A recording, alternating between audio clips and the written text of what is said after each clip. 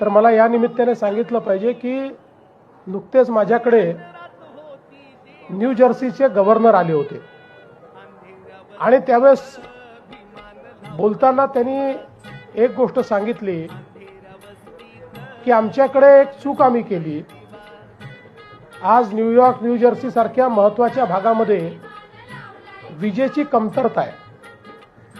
मी त्यांना सांगितलं की अमेरिकेत इतकी वीज आहे आणि मग तुम्हाला कमतरता का भासते। त्यावेळेस त्यांनी सांगितलं की आमच्याकडे स्टेट ग्रीड आहे, आमच्याकडे नॅशनल ग्रीड नाही। आणि मग त्याच वेळी मला हे लक्षात आलं की बाबासाहेब किती द्रष्टे होते।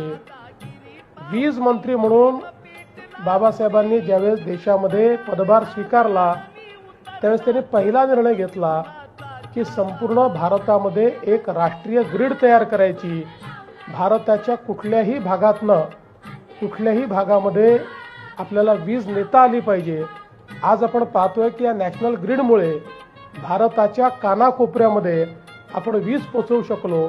अमेरिकेसारख्या प्रगत राष्ट्राला जे लक्षात आलं नाही ते भारतरत्न डॉक्टर बाबासाहेब आंबेडकरांनी लक्षात घेऊन आज भारताला स्वयंपूर्णतेकडे नेण्याचा हा जो काही काम आणि हे कार्यक्रम त्यांनी जो या ठिकाणी आपल्याला दिला, खरोखर त्यातनं त्यांच्या व्यक्तिमत्वाचं आणि त्यांच्या दृष्टेपणाचं दर्शन आपल्याला होतं।